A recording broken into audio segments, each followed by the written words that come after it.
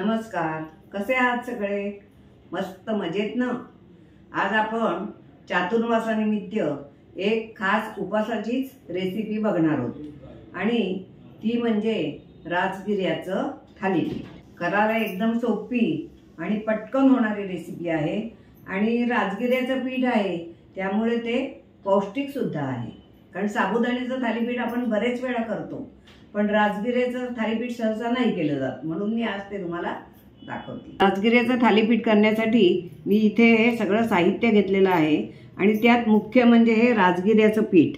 तर हे राजगिर्याचं पीठ मी राजगिरा भाजून मिक्सरमध्ये याचं बारीक पीठ करून घेतलेलं आहे आणि ते आपण ते बटाटा घालून करणार आहोत. तर ते त्याच्यात आपण कच्चे बटाटे घालणार आहोत. तर हे 2 बटाटे मी कच्चे घेतलेले आहेत. आता मी हे स्वच्छ धुवून घेणार आधी, नंतर याची सालं काढणार आणि नंतर ते मी किसून घेणार आणि किसल्यानंतर सुद्धा तो किस सुद्धा मी 2-4 पाण्याने स्वच्छ धुवून घेणार आहे. तर हे बटाटे मी किस करून घेते आणि नंतर मी तुम्हाला बाकीची कृती दाखवते. बटाटे किसून मी हा किस करून घेतलाय आणि 2-3 पाण्याने धुवून घेतलाय. आता मी हा वाडग्यामध्ये आधी घेते. आता आपण यामध्ये हे राजगिर्याचं पीठ घालूया.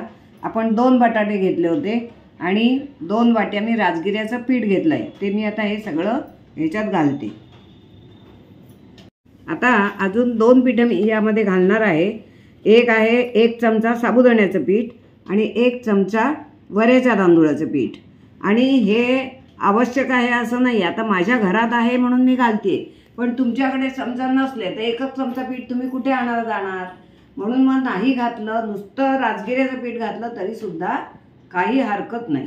पण असेल तुमच्याकडे तर नक्की घाला. हे बघा, हे आता मी साबुदाण्याचं पीठ घालते आणि वऱ्याच्या तांदूळाचं हे आपण 1 चमचा घालतोय.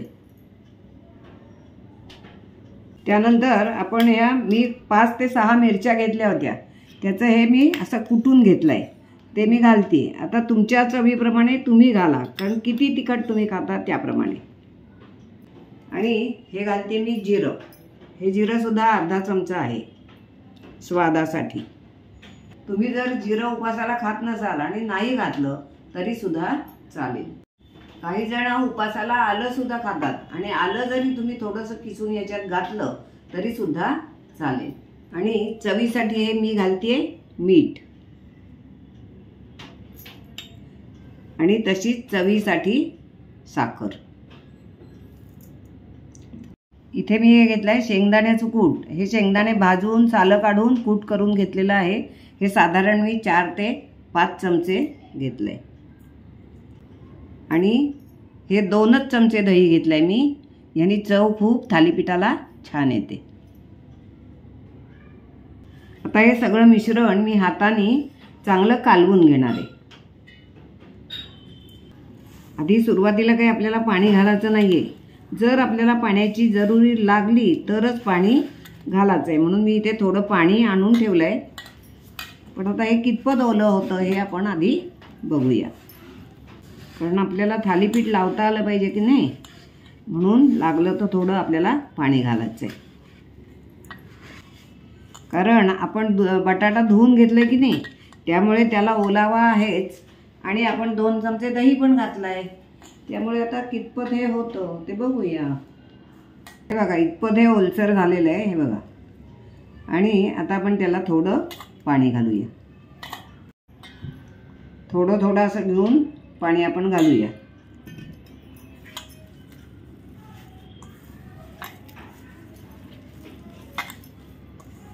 थालीपीठ लावता यावं इतपत आपल्याला हे ओलसर करून घ्यायचं आहे.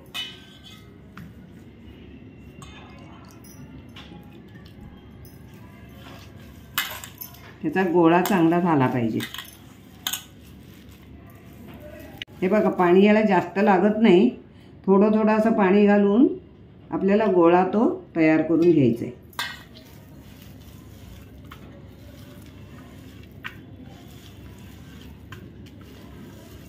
हे बघा, इतपत असा. हे बघा, असा.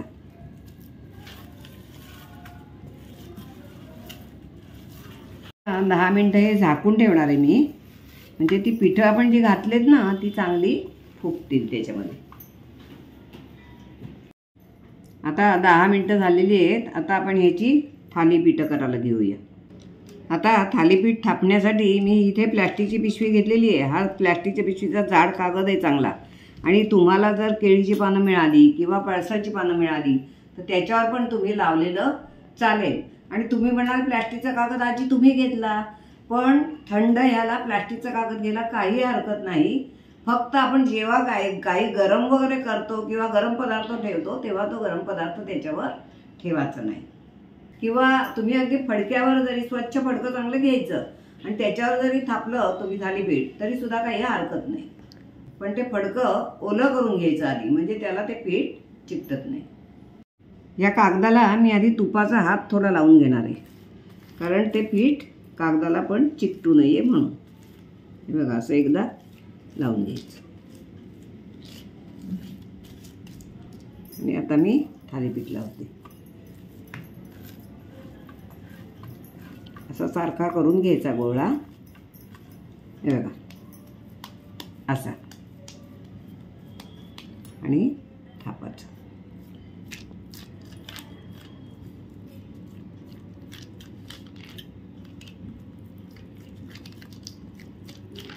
तुम्हाला जाड पातळ जसं हवं तसं तुम्ही थापू शकता. तुम्हाला जर वाटलं की हे पीठ आता थापताना आपल्या हाताला चिकटतं आहे तर थोडंसं नावाला आपलं तुपाचा हात घ्यायचा, म्हणजे मग नाही चिकटत. हे बघा कडा सारख्या करून घ्या, जसं भाकरी करताना आपण करतो तशा, म्हणजे खाबड खुबड थालीपीठ दिसणार नाही. हे बघा आता मी असं भोक पाडते, कारण काय अशी भोकं वाढली की काय होतं माहिती आहे का, त्याचा आजूबाजूचा प्रदेश चांगला भाजला जातो, कच्चट राहत नाही थालीपीठ. तवा मी इथे तापत ठेवला आहे, त्याच्यावर आपण थोडंसं तूप घालूया.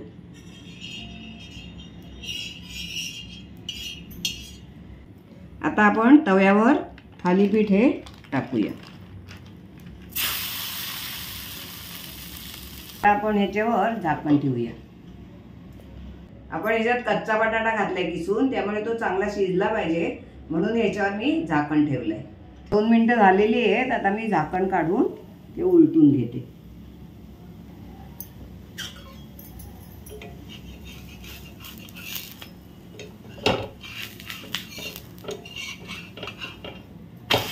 वा किती खरपूस रंग आलाय. आता मी थोडं ह्याच्यावर परत असं साईडने तूप घालते, म्हणजे दुसऱ्या बाजूने पण ते छान शेकलं जाईल. आता हे दुसऱ्या बाजूने हलकंसं शेकून झालंय. आता ते परत मी एकदा उलटून घेते. वा इथून पण कलर सुंदर आला त्याला एकदम. असं दोन्ही बाजूने छान खरपूस भाजून घ्यायचं, म्हणजे खाताना पण ते खूप छान लागतं. त्याला छान खमंग चव येते.